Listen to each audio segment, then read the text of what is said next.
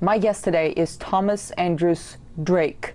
He was a senior executive of America's biggest intelligence agency at the beginning of the 2000s. He was an expert on electronic eavesdropping, someone with top secret security clearance. Then Mr. Drake essentially sacrificed his career to blow the whistle on his agency's wrongdoings as he saw them. He was charged under the Espionage Act, but only last year the charges were dropped. Mr. Drake, thank you very much for coming. Thanks for having me. Tell me about the program that you challenged, working with the National Security Agency, the surveillance program. What was its potential harm as you saw it? There was the very large flagship program called Trailblazer that was designed to catapult NSA into the 21st century to deal with the vast amounts of data being generated from the digital age. Given the massive fraud and abuse that NSA had created with the Trailblazer program, as well as a super secret surveillance program that had completely violated the Constitution and the Fourth Amendment, and in particular the statute called the Foreign Intelligence Surveillance Act, which was the first commandment at NSA: you did not violate Americans' privacy without a warrant under that statute. And in fact, if you did, there were criminal penalties for doing so. And I found this out to my horror and shock shortly after 9/11. The NSA had entered into a secret agreement with the White House in which NSA would become the executive agent for this secret surveillance program. On the front end was designed to deal with the threat, the terrorist threat, and that was partly understandable. But what it did is it actually essentially turned the United States into just a collection platform. So, vast reams of data were increasingly being collected or through other entities being made available to NSA for analysis. There's a lot of debate about this proposed legislation. I'm sure you heard about it, the CISPA, which in the name of national security would allow web service providers to funnel private information of their users to the authorities, to government agencies.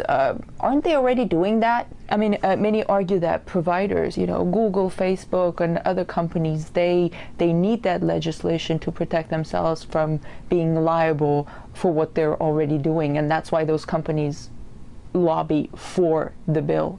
Well, I believe that's part of it. The other part of it is the government just wants even more access to even more data. And so, under the Patriot Act in Section 215, there is a secret executive interpretation of that, which essentially grants the government pretty much unfettered access to subscriber information that's held by those companies. CISPA would take that and there's other variants of that, would take that to the next level. Under the label or the rubric of cyber threats, and to provide cybersecurity, the government wants even more invasive access, almost persistent access to networks that are not normally available to the public. I understand the technology is so advanced now that it is probably so very tempting for intelligence agencies to siphon all that data. But what is the goal? Is it total surveillance? I believe if you take what has been happening since in kind of our post-9/11 security world, what you're seeing is the establishment of a surveillance society. You're seeing the establishment of a surveillance network. And I keep telling people don't realize the extent to which we're already surveilled in many, many different ways. The extent to which vast amounts of our own transactional data in all forms, all electronic forms and emails and your tweets and bank records and everything else are all subject or suspect, okay, in terms of surveillance. It raises the specter of kind of the rise of soft tyranny. It raises the specter of you're automatically suspicious until we prove that you're not.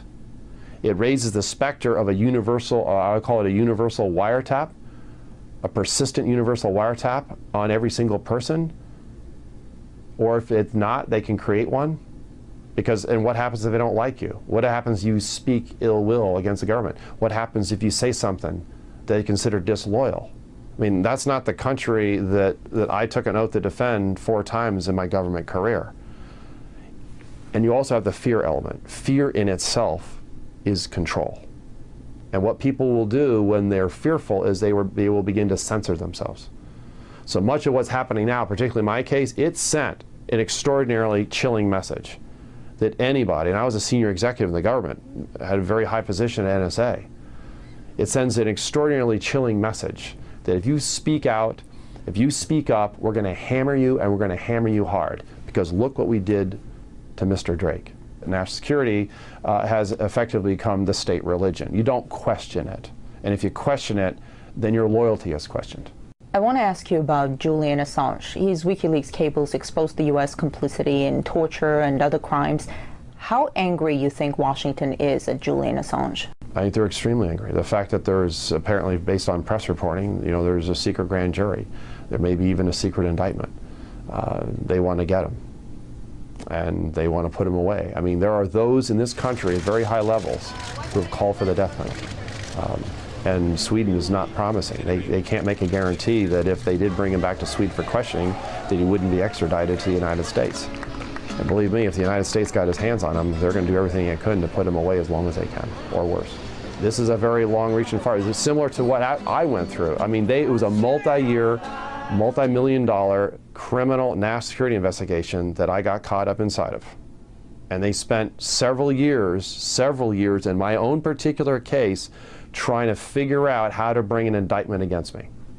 Speaking truth to power is very dangerous in today's world. The power elites, those in charge, they don't like dirty linen being aired. They don't like the skeletons in the closet being seen. And they not only do they object to it, they decide to turn it into criminal activity. Remember, my whistleblowing was criminalized by my own government. I know. I had no protection. Although ostensibly they couldn't reprise against me, retaliate, they did.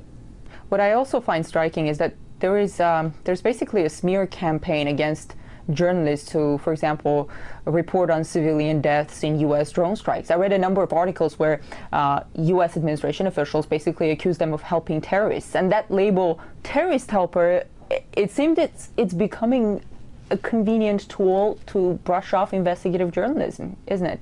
What it is you go after the messenger, and because the last thing you want to do is deal with the message. You're talking about all the activities, the secret surveillance, the warrantless wiretapping, torture, rendition, drone strikes, and a whole host of other measures that I would assert are extra constitutional. Not only do they violate our own law, they also violate a number of international laws. Go after the messenger, not the message, because see, to actually discuss the message or to address the message becomes very uncomfortable. So essentially what's happened is that law, and we're a nation of law, if we start to depart, which we already have in a very significant way, moving away from being a nation of laws and simply leave it up to policy to substitute, we're going down a very slippery slope in the United States of America.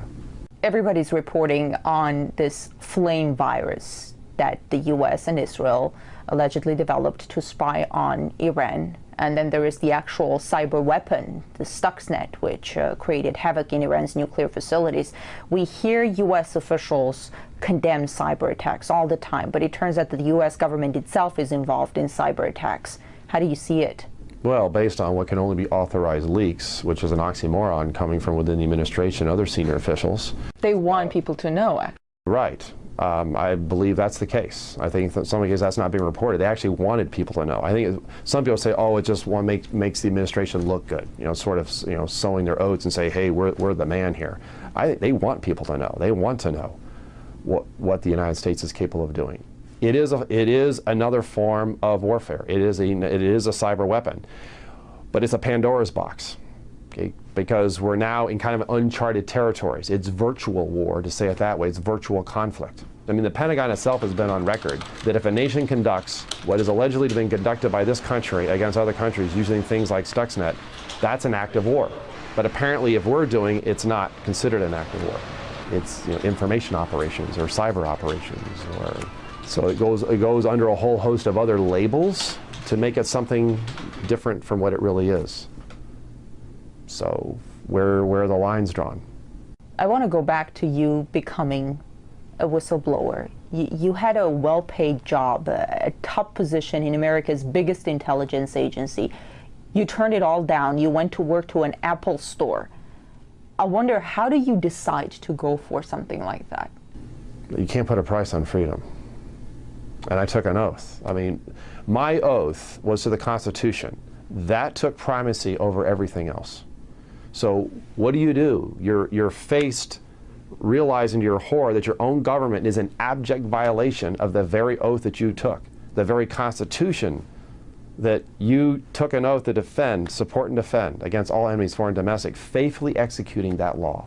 And you're finding out in secret that your own government is in violation of it, and then you know that it was never necessary. You knew that the best of American inventiveness and ingenuity could have not only provided superior intelligence, like the Thin Thread program, but would have done so in complete compliance with the Fourth Amendment and FISA. And they tossed it all overboard because they didn't want those controls. They didn't want that oversight. Most people don't stand up.